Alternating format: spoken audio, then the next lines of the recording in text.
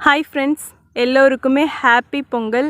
இன்றைக்கி நம்ம சேனலில் என்ன பார்க்க போகிறோன்னு பார்த்தீங்கன்னா, 2 டிஃப்ரெண்ட்டான லஞ்ச் ரெசிபீஸ் தான் பார்க்க போகிறோம். அது எப்படி பண்ணுறதுன்னு வீடியோக்குள்ளே போய் பார்த்து தெரிஞ்சுக்கலாம். அதுக்கு முன்னாடி இப்போ தான் நீங்கள் எங்கள் சேனலை ஃபஸ்ட் டைம் பார்க்குறீங்கன்னா ப்ளீஸ் சப்ஸ்கிரைப் பண்ணிக்கோங்க. பக்கத்தில் இருக்கிற பெல் ஐக்கானை கிளிக் பண்ணிக்கோங்க. வாங்க வீடியோக்குள்ளே போகலாம்.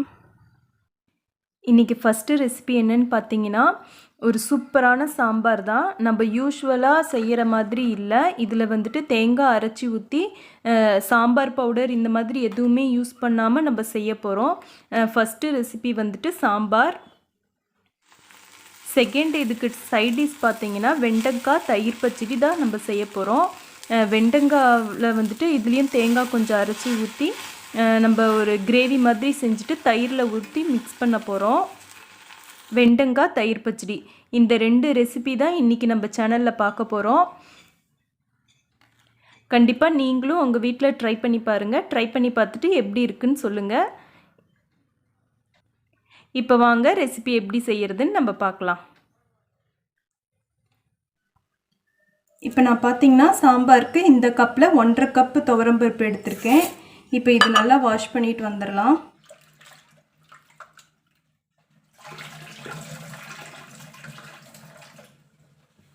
இப்போ நல்லா கழுவிட்டு வந்தாச்சு. இப்போ இதில் வந்துட்டு ஒரு கப் அளவுக்கு சின்ன வெங்காயம் சேர்த்துக்கோங்க. அப்புறம் பார்த்தீங்கன்னா ஒரு 10 to 15 பூண்டு சேர்த்துக்கோங்க. அப்புறம் பார்த்தீங்கன்னா 3 தக்காளி ஆட் பண்ணிக்கோங்க.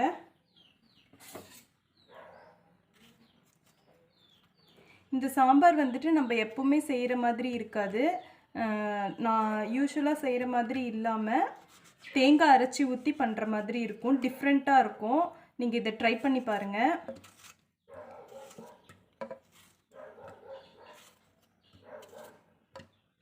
இப்போ 3 தக்காளி கட் பண்ணி இதில் சேர்த்தாச்சு. இப்போ இதோட கொஞ்சமாக மஞ்சள் தூள் சேர்த்துக்கோங்க. மஞ்சள் தூள் கொஞ்சமாக சேர்த்திட்டு தண்ணி ஊற்றிட்டு இதை நம்ம வேக வச்சிடலாம் பருப்பை.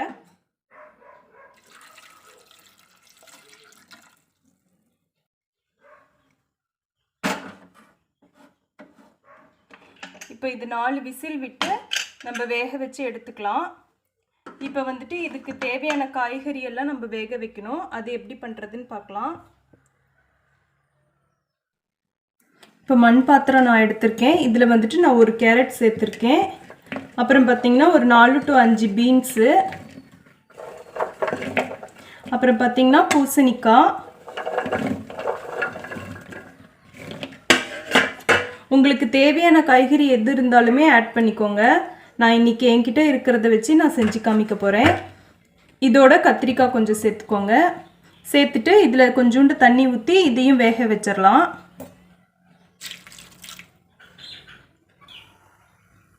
இப்போ பார்த்தீங்கன்னா காய்க்கு கொஞ்சமாக தண்ணி மட்டும் ஊற்றி வேக வைக்க போகிறேன். ஒரு லெமன் சைஸ்க்கு புளி ஊற வச்சுக்கோங்க. காய் வந்துட்டு பாதி வெந்ததும் இப்போ இந்த ஸ்டேஜில் நம்ம கரைச்சி வச்சுருக்க புளியை இதில் ஊற்றிக்கலாம். ஊற்றி நல்லா கலந்து விட்டுக்கோங்க.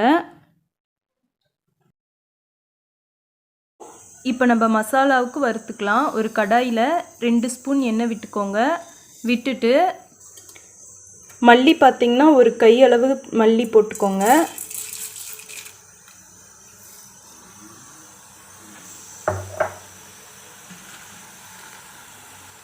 காரத்துக்கு தகுந்த வரமிளகாய் போட்டுக்கோங்க. கடலைப்பருப்பு கொஞ்சம், உளுத்தம்பருப்பு, சீரகம் ஒரு 2 டீஸ்பூன் போட்டுக்கோங்க. கொஞ்சமாக இந்த அளவுக்கு மட்டும் வெந்தயம் போட்டுக்கோங்க. துவரம்பருப்பு இந்த அளவுக்கு போட்டுக்கோங்க. கடைசியாக மிளகு கொஞ்சம் போட்டுக்கோங்க. போட்டு நல்லா வதக்கி விட்டுக்கோங்க. இது நல்லா வதங்கின வாட்டி இதில் நம்ம தேங்காய் சேர்த்து அரைக்க போகிறோம்.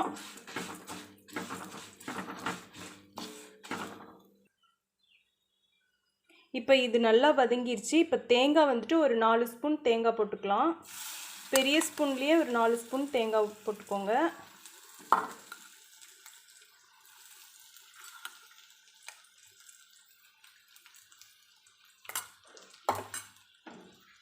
இதையும் போட்டு நல்லா வதக்கி விட்டுக்கோங்க.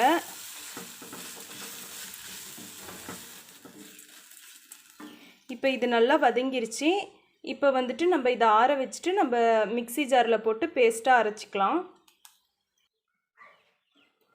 பருப்பு பார்த்திங்கன்னா நல்லா வெந்துருச்சு.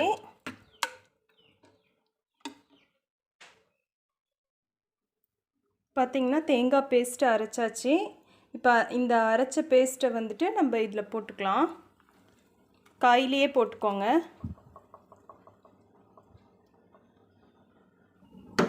வேக வச்ச பருப்பையும் இதோடு சேர்த்துடலாம்.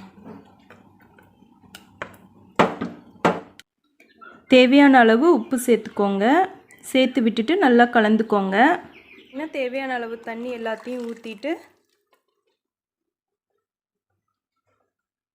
நல்லா கலந்து விட்டு ஒரு 2 நிமிஷம் மட்டும் இது கொதிக்கட்டும்.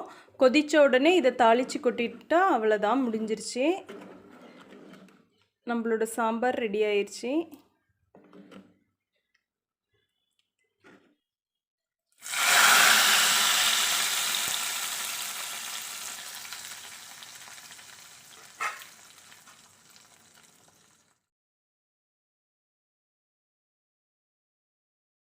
நெக்ஸ்ட்டு பார்த்தீங்கன்னா வெண்டங்காய் தயிர் பச்சடி. இதுக்கு வந்துட்டு வெண்டங்காவை இந்த சைஸில் கட் பண்ணி வச்சுக்கோங்க. இப்போ இதை எப்படி செய்கிறதுன்னு பார்க்கலாம். இப்போ கடாய் வச்சு அதில் 3 டீஸ்பூன் வந்துட்டு ஆயில் விட்டுருக்கேன். இப்போ எண்ணெய் காஞ்சதும் கடுகு 1 டீஸ்பூன் போட்டுக்கோங்க. கடுகு நல்லா வெடித்ததும் கருவேப்பிலை கொஞ்சம் போட்டுக்கோங்க.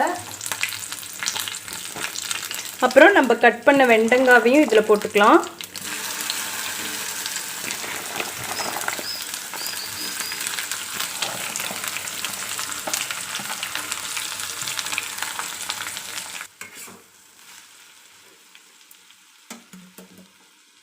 வெண்டங்காய் வந்துட்டு நல்லா வதங்கட்டும். வெண்டங்காய் வதங்குற ஸ்டேஜில் நம்ம வந்துட்டு இதுக்கு ஒரு பேஸ்ட் அரைக்கணும். அது எப்படி பண்ணுறதுன்னு பார்க்கலாம். மிக்ஸி ஜாரில் ஒரு 3 ஸ்பூன் தேங்காய் துருவல் சேர்த்துக்கோங்க.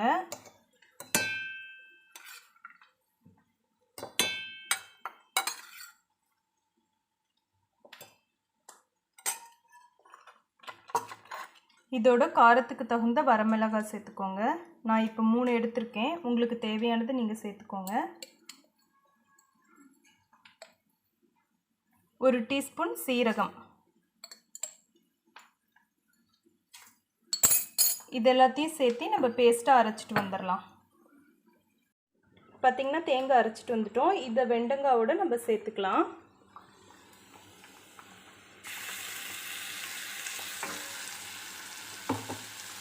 சேர்த்து நல்லா கலந்து விட்டுக்கோங்க.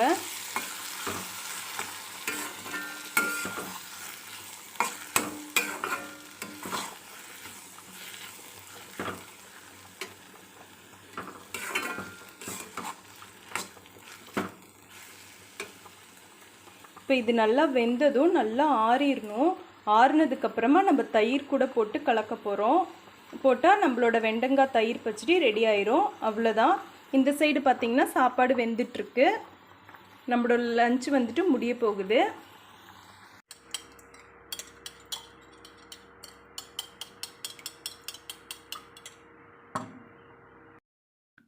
இப்போ தயிர் வந்துட்டு இந்தளவுக்கு நல்லா அடித்தாச்சு. இப்போ வந்துட்டு நம்மளோட வெண்டைக்காவை எடுத்து இந்த தயிரில் போட்டு நல்லா மிக்ஸ் பண்ணி விட்டுக்கலாம். மிக்ஸ் பண்ணி விட்டால் நம்மளோட தயிர் பச்சடி ரெடி ஆயிடுச்சு. இப்போ இதில் போட்டுக்கோங்க.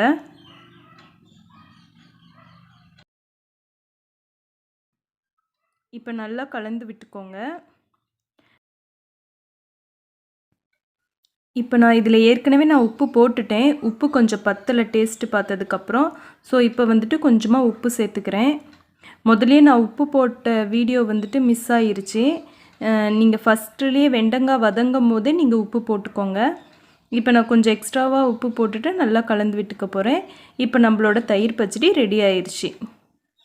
இப்போ எங்களோட சூப்பரான லஞ்ச் ரெடி ஆயிடுச்சு. இதில் சாதம் இருக்குது,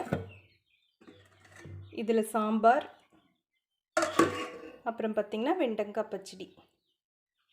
ரெடி ஆயிடுச்சு. இந்த மாதிரி நீங்களும் உங்கள் வீட்டில் ட்ரை பண்ணி பாருங்கள். ட்ரை பண்ணி பார்த்துட்டு எப்படி இருந்ததுன்னு கீழே கமெண்ட்டில் சொல்லுங்கள். அண்ட் எங்கள் சேனலை மறக்காமல் சப்ஸ்கிரைப் பண்ணிக்கோங்க. பக்கத்தில் இருக்கிற பெல் ஐக்கானை கிளிக் பண்ணிக்கோங்க. Okay friends, thank you.